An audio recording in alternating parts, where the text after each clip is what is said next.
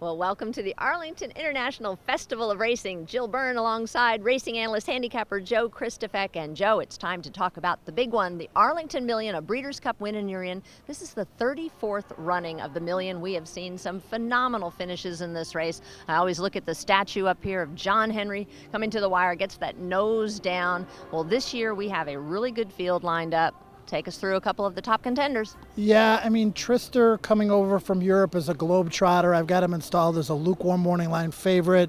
But then you've got World Approval. You've got other horses that, have raced on both sides of the pond and all over the world, like Mondi Aliste.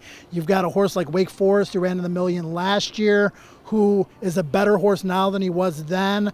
I like a horse by the name of Take the Stand, and I think he's going to be a big price for Bill Mott.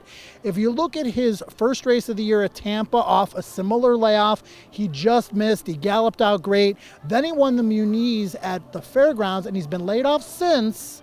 Similar layoff. He's going to be a big price, and speed does well. The Million is in lane 5, which does help the front runners. Yeah, and we've watched him train in the morning. He could not look any better for Bill Mott, who also sends out Dubai Sky. What do you make of Deauville, the 3-year-old taking on older horses? Aidan O'Brien electing to send him in the Million and going with Long Island Sound in the Secretariat.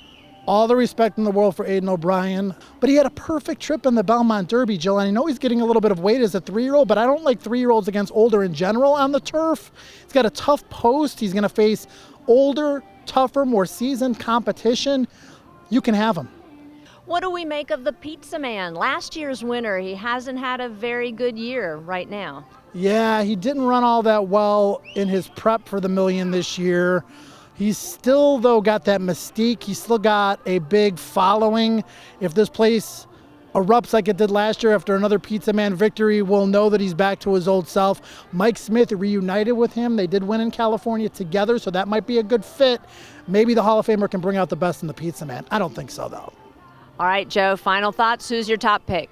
I'm going to go with Take the Stand. Like I mentioned, I think I like the price. I think I like his ability to race while fresh. The fact that you love the way he's looked in the morning increases my confidence level, and I think he'll be very well placed throughout. So Take the Stand for me. I'm guilty of taking a long shot. But also guilty of taking a stand in the Arlington Million. Arlington Million 34 on Arlington International Festival of Racing Day.